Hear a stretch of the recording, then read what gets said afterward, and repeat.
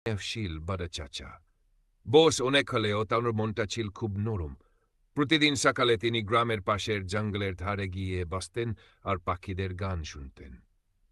একদিন বড় চাচা দেখলেন জঙ্গলের ভেতরে একটি একাকী হাতি চুপচাপ দাঁড়িয়ে আছে।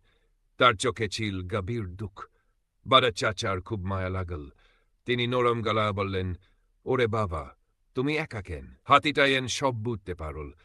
ধীরে ধীরে সে বড় চাচার কাছে এগিয়ে এলো। বড় চাচা তাকে কলা আর আখ খেতে দিলেন। সেই দিন থেকেই হাতিটি প্রতিদিন বড় চাচার কাছে আসতে লাগল। দুজনের মধ্যে গড়ে উপল এক সুন্দর বন্ধুত্ব। এক বছর খুব ভারী বৃষ্টি হল। নদীতে বন্যা এলো, গ্রাম ডুবে যাওয়ার উপক্রম। তখন সেই হাতিটাই সবার আগে এগিয়ে এলো।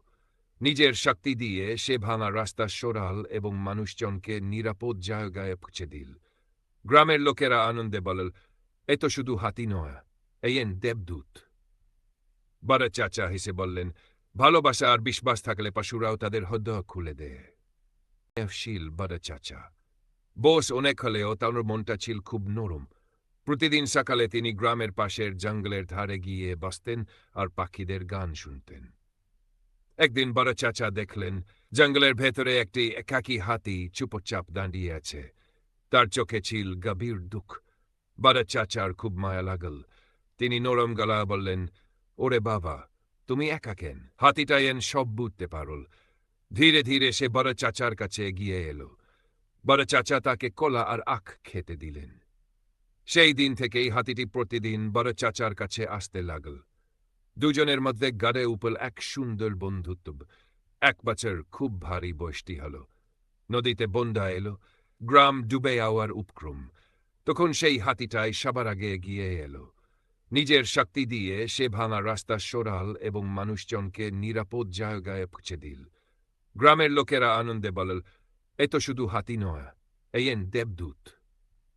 বড় চাচা হেসে বললেন, ভালোবাসা আর বিশ্বাস থাকলে পশুরাও তাদের হৃদয় খুলে দেয়। স্নেহশীল বড় চাচা। বয়স অনেক হলেও তাঁর মনটা ছিল খুব নরম। প্রতিদিন সকালে তিনি গ্রামের পাশের জঙ্গলের ধারে গিয়ে বসতেন আর পাখিদের গান শুনতেন। একদিন বড় চাচা দেখলেন জঙ্গলের ভেতরে একটি একাকী হাতি চুপচাপ দাঁড়িয়ে আছে। তার চোখে ছিল গভীর দুঃখ। বড় চাচার খুব মায়া লাগল। তিনি নরম গলা বললেন, ওরে বাবা, তুমি একা কেন? হাতিটা এন সব বুঝতে পারল। ধীরে ধীরে সে বড় চাচার কাছে এগিয়ে এলো। বড় চাচা তাকে কলা আর আখ খেতে দিলেন। সেই দিন থেকেই হাতিটি প্রতিদিন বড় চাচার কাছে আসতে লাগল। দুজনের মধ্যে গড়ে উপল এক